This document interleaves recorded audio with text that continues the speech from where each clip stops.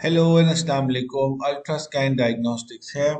This is the high resolution endodontic mode for the lower left second molar region. Now, this tooth does not seem to show any signs of dehiscence or any problems in the buccal or the lingual.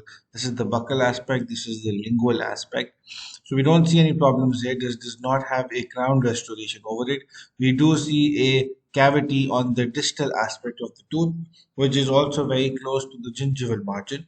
Moving to the sagittal aspect, on the sagittal aspect, we can clearly see the root canal treatment has been done. The root canal treatment appears to be absolutely normal. There is a very slight overextension of the GP in the distal root, but the mesial root and the distal root overall seem to be fine. We have a PDL widening that we can see on the sagittal aspect that can be associated with a mild periapical lesion.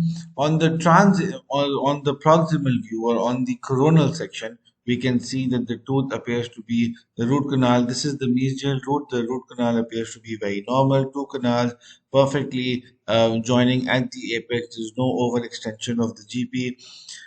Moving to the distal root, on the distal root, we can clearly see that the root canal treatment has been done very adequately as well. We do see there are no voids, but a slight overextension of the GP can be seen exactly here. Will this cause any significant problems? At the moment, we can't see. Very mild radiolucency associated with the apex here. But on the distal aspect, we do see a cavity which is right here, and it is very close to the crest of the bone and can also be associated with a periodontal problem. So the tooth does not show any signs of major periapical radiolucencies, but there is a chance that this tooth might be involved in a periodontal problem that can lead to any symptoms if the patient is feeling any. On the axial view, we can see that the two mesial canals appear to be very normal. The distal canal is also normal, but we can see a cavity which is extending into the periodontal space on the distal surface of the distal root. As we move further down, we can see two canals perfectly obturated. However, we see these radiolucencies.